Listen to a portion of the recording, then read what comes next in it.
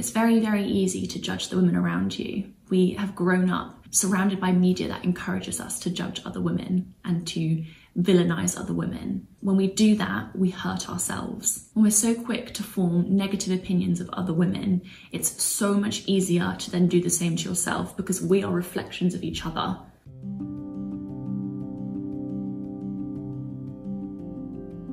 Hello beautiful people, welcome to this video. Today we're going to be talking about detaching your self-worth from men fancying you, from that male validation. I've spoken about this topic quite a lot. I've done lots of other videos on kind of male validation and moving away from trying to please the male gaze and trying to kind of refocus on looking after yourself and your own needs and actually being your authentic self rather than a version of yourself that you think men will like.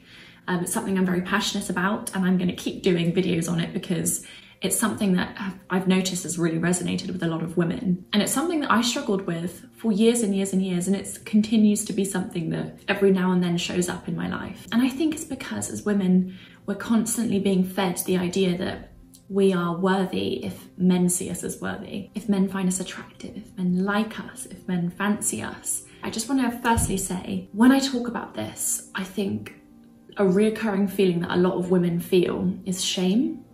Wanting that male validation, that desire for men to fancy us is something that we feel shameful for. But I want you to know this isn't something you've just decided one day randomly to want. This isn't something you came out of the womb wanting. This is something you've been taught to desire because you have recognized that if men fancy you, you will be successful in terms of what society deems successful. So I just want you to know that it's not you, it's not your fault. So take away that shame, yeah? You're relying on men to make you feel good and you're watching this video because you want to step away from that. And you can do that. It's not our fault that we're in this position where we're like, right, I need to now take some time to move away from this toxic cycle of changing myself and not being my authentic self around people in order to please men. I just want to quickly give one example that I was thinking about recently of how we kind of change in order to get men to fancy us. I like so many different types of music. I really like 70s music and 80s music. I like funky disco music the most. But I also do like indie bands. But in the past, I think I only said that I liked this type of music and I never talked about liking songs from like artists like Dua Lipa or Ariana Grande or Beyonce because I felt like that wasn't cool to guys and that guys were going to be like, that's rubbish music. It's funny, this is music by women for women, but it's funny that, you know, that's the thing that we have to pretend we don't like. That might seem like something small and insignificant and not something to worry about too much, but I think we do a lot of these little things in order to get men to like us that then lead us so far away from our true self that when we do connect with someone, it's really hard to feel that connection deeply because you're not bringing your true self to the table and your true interests and desires. And I think it can just make you then feel like you can't receive the other person's love and attention fully because you're like, they're liking me for a version of myself that just isn't reflective of who I actually am.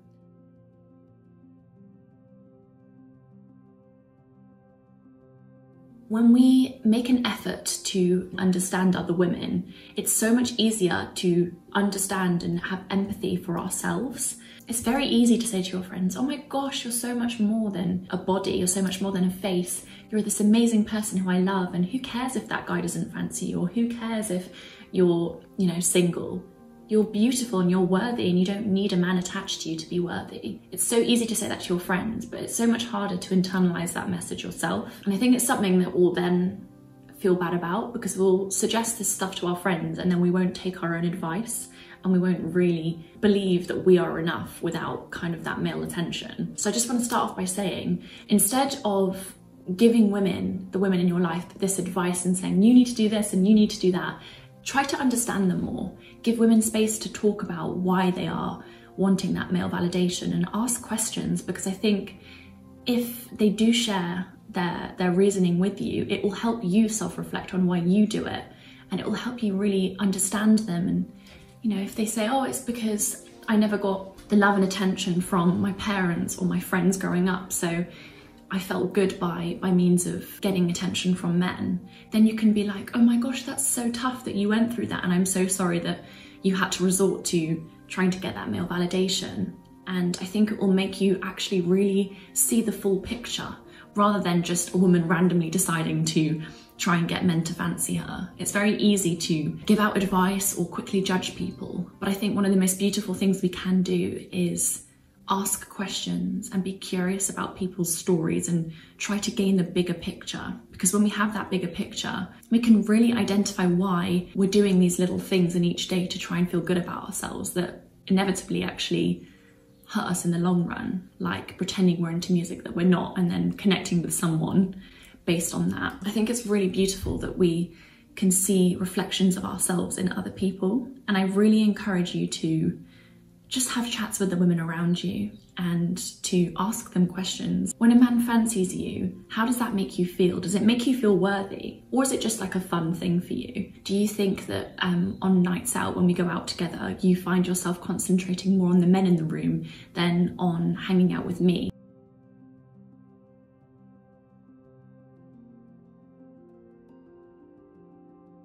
If you're the kind of person that is so reliant on men fancying you and trying to get the attention of men to feel good about yourself, you might find that when you're out with your friends and there are men in the room, that you pay so much less attention to them. And this might really hinder your friendships. And I really encourage you to reflect on that. If you feel distant from your friends, maybe reflect on how you've been in those social situations when there's been men around. Have you been not listening and giving them your full attention? If you find it so tempting to make eyes at guys in the bar that you're at with your friends rather than focusing on the conversation, then I encourage you to try and meet up with your friends in spaces that actually allow you to give them your full attention. Maybe have a dinner together at your house, or go for a walk in a park. I really do think relying on those connections with friends is a really good way to go, because when we have good, strong friendships, we do really start to feel valued for who we are, our personality.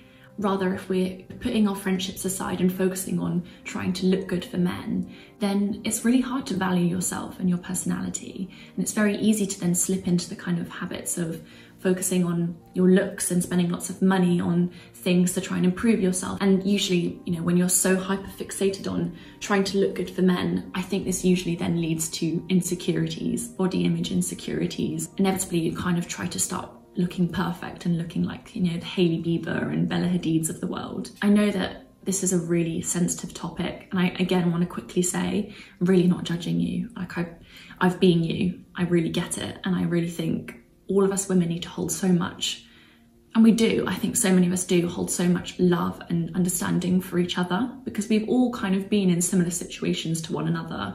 It's just the consequence of living in a world that is not designed for you.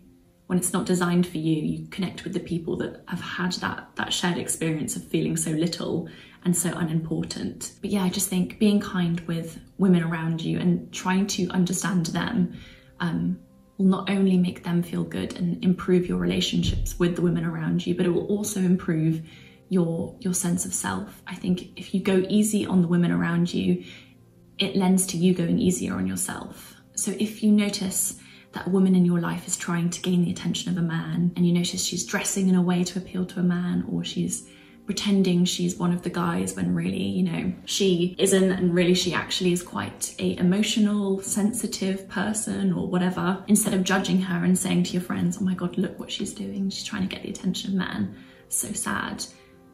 Maybe go and talk to her, try to sympathize with her, try to understand why she might be doing that, and be kind to her. It's very, very easy to judge the women around you. We have grown up surrounded by media that encourages us to judge other women and to villainize other women. When we do that, we hurt ourselves. When we're so quick to form negative opinions of other women, it's so much easier to then do the same to yourself, because we are reflections of each other. We really, really are.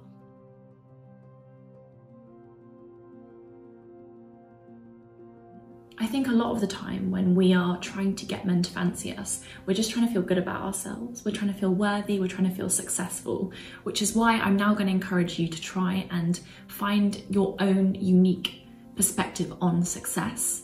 Because I think what a lot of us are trying to do is we're trying to reach for this version of success we've been taught to reach for. Getting married, having kids, getting that job where you earn lots of money. That's the kind of version of success we're kind of sold, and that we kind of, without even really thinking, start to reach for. And often I think that drives us away from a lot of our unique passions and interests, and from living the life that we really want to live. I think you should ponder what your version of success is. I think we all have our own versions of success. And what I mean by success is by living a life that uniquely suits you and that uniquely makes you feel happy. For me, success just means having a job that I find fulfilling and feeling connected to people that I actually really like and that make me feel safe and loved for who I am. That's success for me. It's not about earning lots of money. It's about being comfortable, of course, and having a home that I feel safe in, but more so it's about writing and creating for me. So I want you to kind of throw society's version of success in the bin. Visually seeing it being chucked in the bin now. Get out a new piece of paper and write your own version of success down. Get in alignment with what you truly want in this life. Do you truly want to spend your entire time trying to perfect your look so copious amounts of guys compliment you and make you feel good in the moment? Or do you want to live a life where you're truly fulfilled, where you're able to be yourself, where you're able to connect with people that actually see you for who you are, see all your funny quirks and characteristics? I think it's time to redefine a few things. So when you next feel the urge to try and get attention from men, you can be like, no, I don't want to spend my whole life tirelessly trying to get that seal of approval from men. I don't want to constantly be waiting for the next compliment to feel good about myself. I want to be in control of my own narrative. I want to feel worthy because I've done some amazing things that really make me feel connected to this earth and this life and my purpose. So I've got some journal prompts. Maybe note them down now whilst you're watching this video, and later on light a candle, put on some Clio Soul and answer the journal prompts, and let me know some of your answers to the questions, because I'd love to know. Describe a memory in which you felt successful. Make sure you go into detail and explain why you felt successful and what exactly it was that you were doing. Think of someone you admire. What makes them amazing in your eyes? What have they done, or what do they do in life that makes you inspired by them? What are your long-term goals in life? What are your long-term dreams and visions? What do you want for yourself? How do you want to feel in 10 years' time? How do your family members define success? And how do you think their definitions of success have impacted you? And do you agree with their idea of success? Maybe a little bit? What parts do you disagree with? What do you not want for yourself? I'm going to put all of these journal prompts in the description box below so you can go and do them. I find journaling so hard to motivate myself to sit down and actually do, because it is really confronting and it can make me feel a little bit anxious or weird initially, but the release that I feel after and the connection I feel to myself is so profound that it's so worth pushing myself to do that, to sit down and journal. If you need a push, this is your push. I think sometimes we just want other people to be like, keep doing that for yourself and tell me about it. I think sometimes it's quite nice to have an accountability partner. So if you are wanting to lean more on doing things for yourself and redefining success, tell your friends about that, and maybe you'll inspire them, and you can both hold each other accountable and be like, hey, have you been going clubbing rather than doing the things that actually fulfill you, like going to like yoga classes or journaling? By the way, this is not me dissing clubbing. Like, I think a good dance in the club with my friends is the best thing. It can be so enjoyable. I just mean being hell-bent on going clubbing so you meet guys, I think can be quite tiresome.